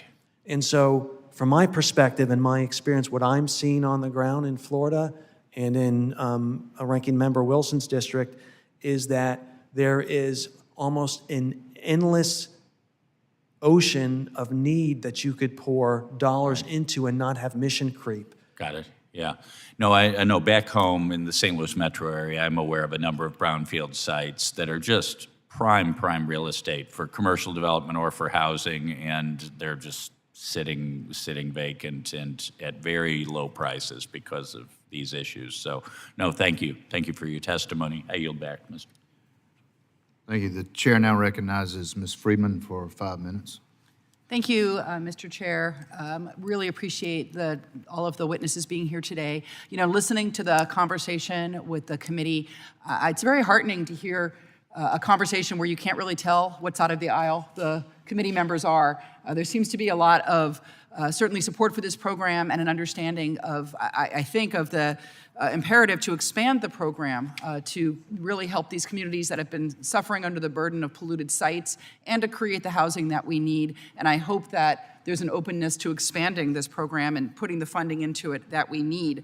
So the IIJA provides a total of $1.5 billion for the program, money that's directly benefited communities in the LA region. In my area in Los Angeles in 2023, the city of LA was selected for a Brownfields cleanup grant provided by the IIJA. The grant funds are going to be used to clean up a site called Taylor Yards, which is an old railway line that sits in the middle of Los Angeles that would provide wonderful parkland for a very park-poor community. Also in 2023, the LA County Sanitation District was selected for a brownfield cleanup grant, also funded through the IIJA. And these cleanups are vital to our communities. A redevelopment of previously contaminated properties not only protects the health of our communities, but stimulates our local economies and creates jobs. I want to talk more about the housing impact, because that's the #1 crisis in Los Angeles, particularly now after the devastating fires, where probably about 20,000 people at least lost their homes, and that was on top of an existing housing crisis. And I was really interested in your suggestions about how to make this program stronger. So I want to ask a couple of questions, because I'm already running out of time. Whether there's anything that you can anticipate that helps cities pay for the infrastructure that they need, maybe water, sewer, that sort of things, on top of what the developers are putting in of their own money for these sites. If we want to create the housing that we need, sometimes we're going to have to upgrade the infrastructure going into the sites. Also, whether you support increasing the low-income housing tax credit under Section 42 of the IRS Code to 6% and 12% for affordable housing on brownfield sites, and whether you think that would have an impact. And whether a new and one-time low-income housing tax credit of 80% of the cost of land acquisition and demolition to develop affordable housing will be beneficial, and just anything else that we can take home with us to look at, because we do have this huge need to create affordable housing, and we have this program, so how do we make it work better? Mr. Goldstein, I think I'll ask you. Thank you. I don't want to take all of your time, so I'll try and be brief. Yes to every recommendation you made with respect to the low-income housing tax credit. At those levels, at those percentages, that would be a tremendous incentive to the private affordable housing development sector to invest in your area and in other similar areas across the country. Increasing federal funding for infrastructure, water, sewer especially, and roads, where brownfield sites and Superfund sites will be reused safely for affordable housing. That's #2 with a bullet. And #3 with a bullet, and I'm repeating myself, is let's drain some of the risk and anxiety out of CERCLA generally, and the application of CERCLA to PFAS specifically, because that's a coming storm, by creating an exemption, a blanket exemption under federal law for developers and lenders, provided that the developer and the local government are cleaning up under a state brownfields program. That keeps all of these sites out of the national priorities list and the national contingency plan, and allows redevelopment to be more certain. So I don't know if you're familiar with California's old redevelopment tax increment program that the state clawed back in about 2010. When I was in the California legislature, reintroduced some tax increment programs focusing on specific sites, particularly brownfields and blight. Is there anything that would be a similar scheme at the federal level? And I'm asking this not knowing the answer, because I've been looking for some way to help encourage more of this redevelopment. Is there anything you can think of that would work in a similar way? Two things come to mind immediately. #1, Congress could expand the New Markets Tax Credit Program to create carve-outs and expanded funded opportunities for brownfields generally, and affordable and workforce housing on brownfields specifically. So that's #1, the New Markets Tax Credit Program. And #2, expand the Opportunity Zone Program specifically for brownfields, and as a sub-specifically for housing on brownfields. But I will say this, not just housing alone, because there's a mixed-use component that historically has traveled with brownfields that gives you two bites at the apple. One is housing for people who need it, and #2 is job creation opportunities. That's the mixed-use component where you have commercial, retail, or industrial. Thank you. I yield back. The chair now recognizes Mr. Hurd for 5 minutes. Thank you very much, Chairman Collins and Ranking Member Wilson, for holding this hearing on the Brownfields program. I have the pleasure of serving as the chairman of the House Natural Resources Indian and Insular Affairs Subcommittee. And in that capacity as that subcommittee chair, I'm interested in learning how this program benefits our tribal communities in Indian country. And the EPA's Brownfield program has provided important funding in Indian country in remediating and revising these environmental sites. The Southern Indian Tribe in my district has used money to redevelop a brownfield site, for example, for now office space. That's one successful example of use of that program. But I've also heard that tribes can at times struggle to attract non-federal funding, particularly compared to counties or local governments. And so, Mr. Wilbur, I wanted to ask you, can you talk about specific challenges that you can think of that tribal governments face when accessing brownfields funds, and how might Congress better empower tribal communities' efforts to redevelop their sites? Well, I'll take a stab at it here. Definitely, you know, in county government, we have a lot more resources than some of our tribal partners do. And I'll first preference by saying we can go back at NACO and we can reach out to some of our tribal communities and get you that information so you will have accurate data on that as well. But let's just go back to where I was starting, that yes, there is a significant challenge, whether it be staffing to apply for these grants, and oftentimes, you know, the reporting on those, and then it's also trying to get developers to develop in those areas too. Some are very, very rural, more rural than my area or other parts of, you know, the Midwest even, so. Do you have any ideas how tribal communities might attract more non-federal funding for these projects as a way that we could facilitate that while maybe respecting, you know, tribal sovereignty? Any ideas there? Off the top of my head, I would say no, but we can definitely get you some answers back on that, sir. Okay, very good. Mr. Goldstein, question for you. The Inspector General found that millions of dollars in Brownfields funding, Brownfields revolving loan fund dollars, have sat idle across EPA regions. From the private sector perspective, what are the key barriers to deploying that capital? That's a great question. I've had experience with this specifically in South Florida. What we've seen is that, frankly, the RLF grantees, the revolving loan fund grantees, tend to want to put that money out at too high an interest rate. They're looking for too high of a return, which to me goes against the public policy associated with those grant funds.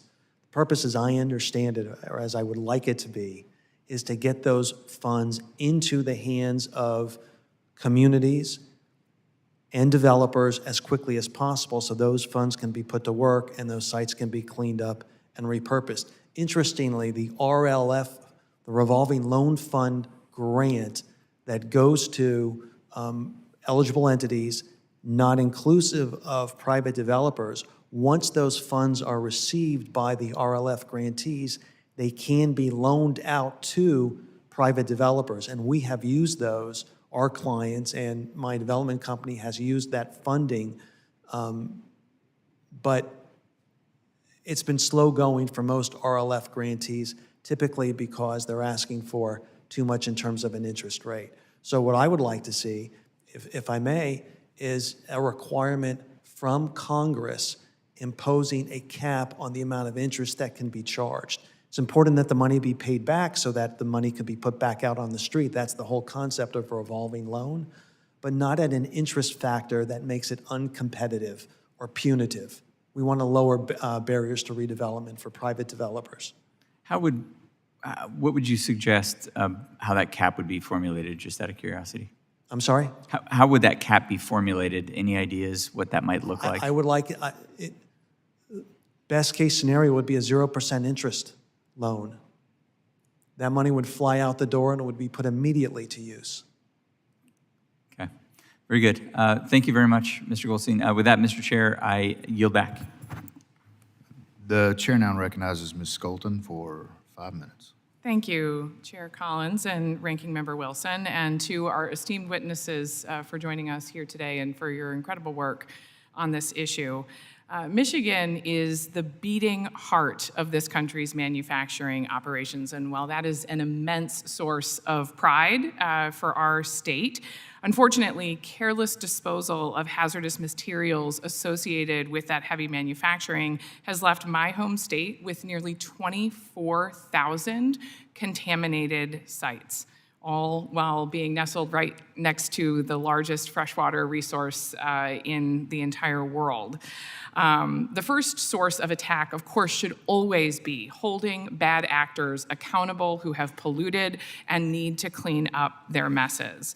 But when they're not, these properties are thrust on the shoulders of taxpayers and local governments to clean up and repurpose. Unfortunately, the EPA's brownfield programs have provided, fortunately, the EPA's brownfield programs have provided communities with the resources necessary to catalyze the redevelopment and safely address these pollutants. The bipartisan infrastructure law built on this progress, directing $9 million in federal grants funding to Michigan alone, has shown just how effective these programs can be. These investments have remedied the wrongdoings of the past while preparing the state to innovate and preserve its manufacturing legacy. My first question, in addition to encouraging environmental stewardship, the Brownfield program is also a key tool, as I mentioned, to revitalize these communities. I share the chairman's concerns about fiscal responsibility. In fact, I stand on fiscal responsibility. It is essential that we spend our taxpayer dollars in an effective manner. Throughout Michigan, we have seen how fiscally responsible investment in this program can be. Redeveloped properties have ushered in new jobs, increased local tax bases, and stimulated neighborhoods.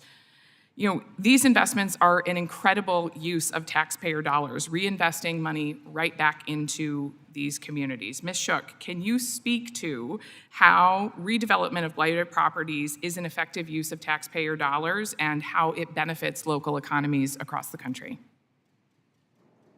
Thank you.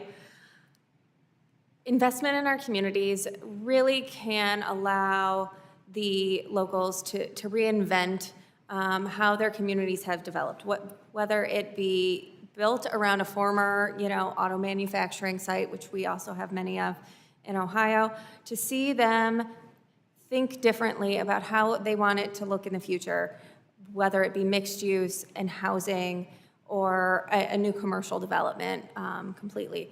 They can change the health effects in the community from having dangerous contaminants available for exposure to their communities to a new productive use. So we've seen a variety of projects come through, especially through our voluntary cleanup program, that have created brand new metro parks in areas that were otherwise industrial histories. You'll see that on the Lake Erie riverfront and a few of our different communities. To moving back, the commercial developments a block away so that you can keep your park space available and have all those recreational and tourism aspects. And then you have new commercial, vibrant businesses opening, new office spaces, new restaurants that drive visitors to your communities. It can be a true catalyst to getting people back into your neighborhoods. So. I think your testimony speaks for itself, and it's essential to be asking as we look to these cuts, why? Why are we saying we can't afford this right now, right? We have choices to be made in this country, and while on the one hand we are allowing massive tax breaks to major corporations, we're saying we can't afford this incredibly fiscally responsible investment back into our communities. To me, it seems like we can't afford not to. Thank you so much, Mr. Chairman. I yield back. Thank you. The chair now recognizes Mr. DeSalinen. I'm sorry I butchered that.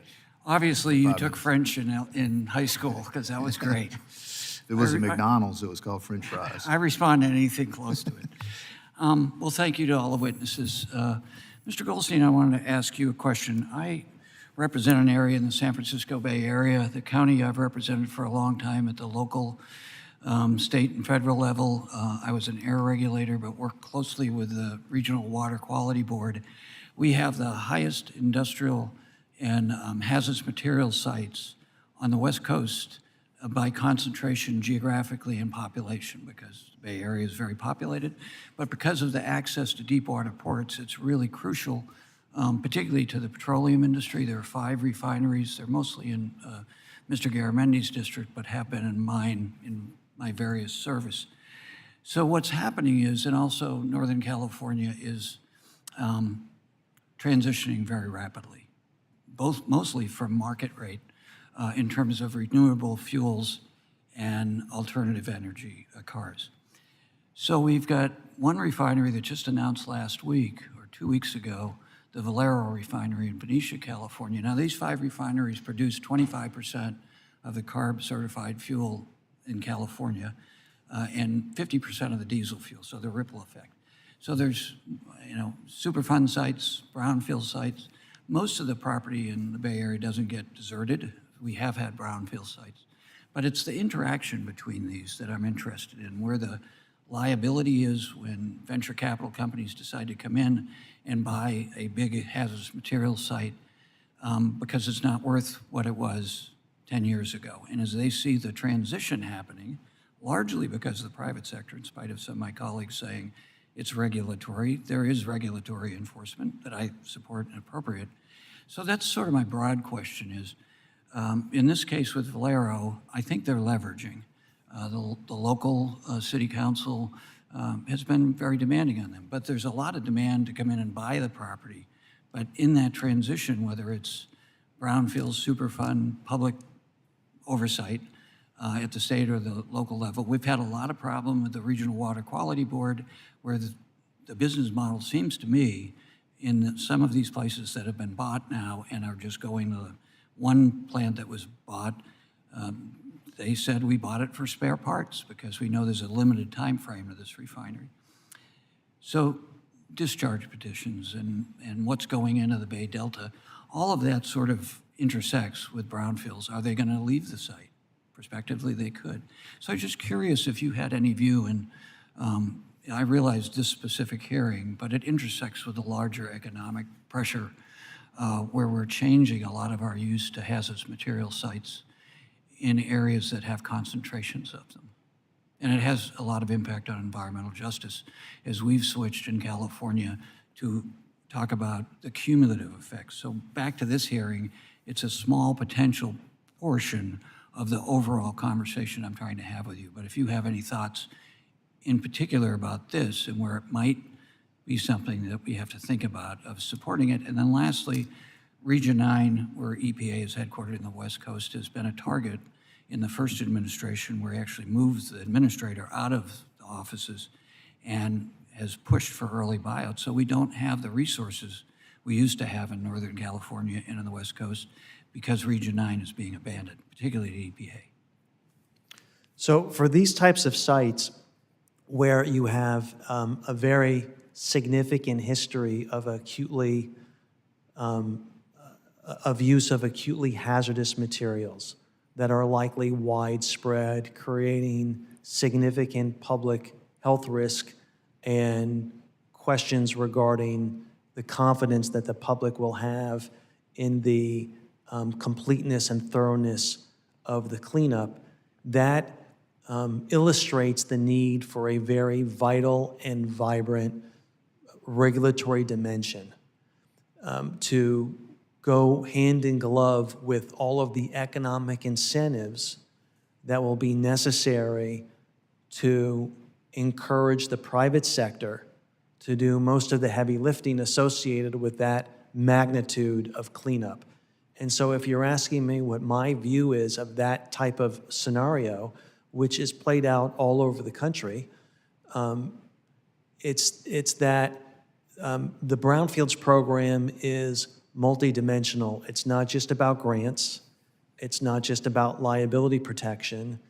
It's not just about private capital coming in or regulatory oversight to protect public health. It's all of that. And so there's not one particular box that this committee can or should check and expect that the momentum that has been achieved since the mid-1990s will be maintained.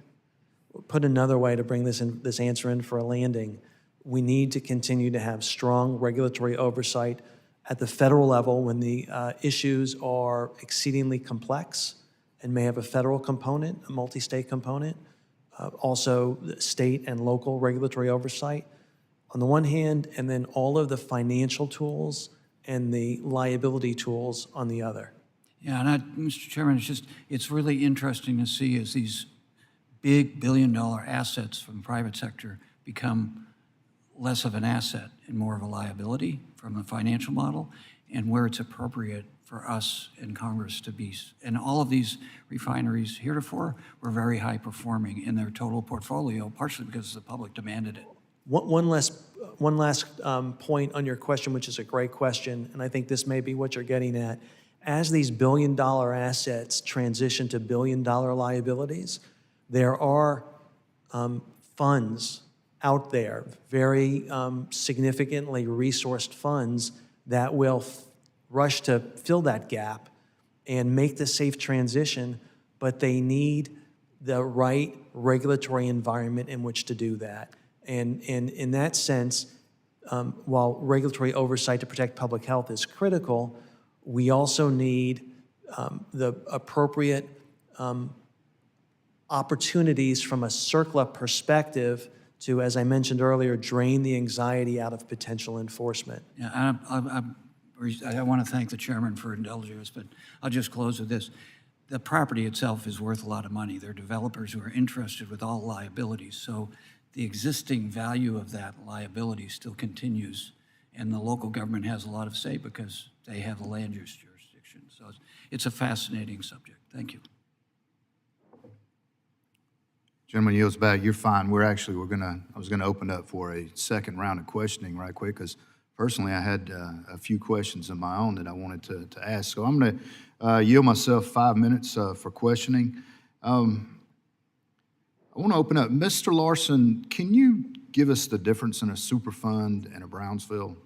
And can a Brownsfield be a Superfund? Sure, I'm happy to address the question and provide some points on that. So, like I mentioned in my opening statement, the Superfund program was established in 1980, largely in response to very high-profile cases where you had a variety of hazardous waste sites and communities that were acutely exposed to various contamination, along with other factors that led to that enactment. And so as part of that, CERCLA established Congress under CERCLA established a liability framework for potentially responsible parties who were responsible for releasing those hazardous substances into the environment. And so when you're looking at the CERCLA framework under Superfund program, it is a cleanup program that's responding to releases of hazardous substances and other pollutants and contaminants into the environment. So you can think of it as it's an enforcement-first framework where EPA is looking to, under the Superfund program, they're looking to enforce liability first against potentially responsible parties to make them pay for the cleanup at the site. Whereas there are, not that we have time to get into it, but there's certain other mechanisms for sites that are elevated to the national priorities list. You have additional federal funding mechanisms through the Hazardous Substance Superfund Trust Fund for those types of sites. For the Brownfields program, it was set up and it's authorized within CERCLA, but it provides, it's primarily a grant-based program for these eligible entities and these eligible sites that's intended to both, as we've been speaking about, provide some economic assistance or financial assistance for these specific projects, but in addition to that, to provide liability exemptions so that you have, we talked about there's the current and former owners and operators of the site. You also have strict liability and joint and several retroactive to the time of release. And I think that's where I want to pick up from there, and it's a good segue into my next question with Mr. Goldstein. Can you quantify the loss of investment from private sector just because of that liability problem that they perceive? or they may have? I can't do it scientifically, Chairman, but I can speak from experience. I can tell you what I have a gut-based answer.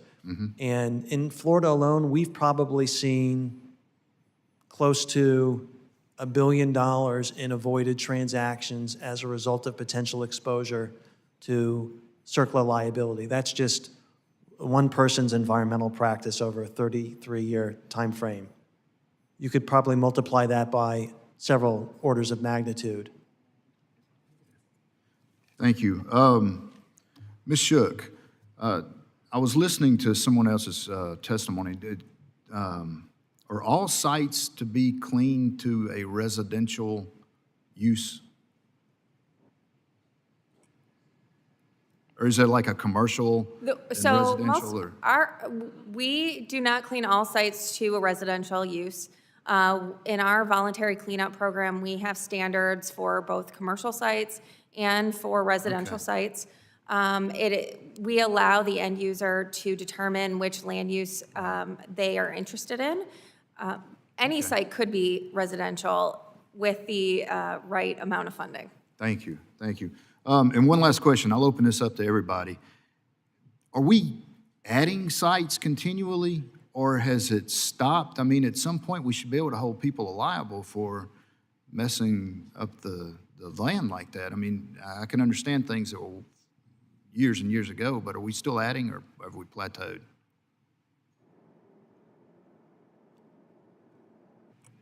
I'll take that. Yes, we are still adding. As businesses go under, as they file for bankruptcy, while we can try to hold them accountable, they are often, overwhelmed with their liabilities and can't complete a cleanup. That's where the Brownfield program is. Many of our brownfields aren't massive, sites. A lot of them still are mom and pop gas stations, a dry cleaner, a former mechanic shop. And in many of those cases, you're never going to have an entity that can fund the cleanup that they were responsible for. All right, thank you. I yield back. Mr. Sonia, did you have additional questions? Just wanted to follow up sort of, again, on the same line. In looking at going forward, where we have such a large part of potential brownfield sites in the country around energy transition, what could we do better so that we could avoid these liability issues, to make sure that we anticipate this huge transition? The fifth of the economy, in my view, is happening, and I just happen to be in a region that leads it in many ways. What do you think, from your experience, Mr. Goldstein, where we could sort of go upstream and protect the revenue for brownfield, but anticipate these huge transitions we're going through on hazardous material sites related to energy? Thank you for the question. A few thoughts. Number one, enforcement at the federal level and at the state level remains a critical public policy need, because without a cop on the beat, people are going to do what people tend to do, which is take shortcuts. Now, not everyone will do that, but enough people will do that that will continue to see the volume of impacted sites increase. And sometimes things happen not because people intend them to, but that's just the way it goes in industry and business. But to get ahead of the game, which is I think what you're getting at, what Congress can do is a lot of what we talked about today: improve the process, shorten the time frame from which a party applies for a grant and that money gets to where it needs to go. That's number one. And number two, put in place more statutory tools to create broader exemptions from liability so that private capital will feel more comfortable investing in these risky sites. The best way to get ahead of the game is to incentivize private parties to tackle these problems sooner than later, so that we don't discover 10 years down the road that we could have done something 10 years earlier. And just a follow-up question, having served at every level of government and having started as a Republican, some of my colleagues are always shocked to hear that, but parties change, is the inefficiency of sometimes, speaking in California, although I love it, is the the federal regulators, particularly vis-a-vis Region 9, that used to work closely with California and local government, what could we do to coordinate that, knowing that the modeling shows that these facilities in places like I represent are changing because of the private sector? So coordination of the regulatory agencies is a frustration for me. They all do a good job, but their coordination is not very effective. Well, in terms of environmental redevelopment, there's a model at the federal level that is somewhat dormant. The Federal Brownfields Partnership, in theory, a number of the federal agencies are supposed to be coordinating all of their brownfield resources. The Army Corps of Engineers, Housing and Urban Development, Department of Energy, Department of Commerce, and so on. That rarely happens, unfortunately. Going forward, it would be wonderful to have that type of coordination, not just among the federal partners, but among state partners as well, to identify some of these larger transitional projects so that all of the agency stakeholders can collaborate with local government officials and the developers who are bringing the capital to the table. And as far as the modeling goes, just getting DOE, Department of Transportation, EPA, resources all to have communication, at least in Region 9, they were pretty good, but they still just working across sister agencies at the federal level and then working with the state and the regional agencies and local agencies was always pretty inefficient and largely stoved up. So for the private sector, it was not very efficient. So the degree, if there's anyone on the other side of the aisle who would like to work with someone like myself on this, I think it could be very helpful. And then we wouldn't have to use brownfield monies because we'd get far enough ahead of it that we could stop people from having the liability of walking away. Thank you, I think Brownfields grants will always have an important role to play, at least at the very inception of a project. Yeah. Thank you, Mr. Chairman. Thank you, witnesses. Thank you. The gentleman yields back. Are there any further questions from any other members? Not seeing anyone in here. That's going to conclude our hearing for the day. I would like to thank each of the witnesses for your testimony. The subcommittee stands adjourned.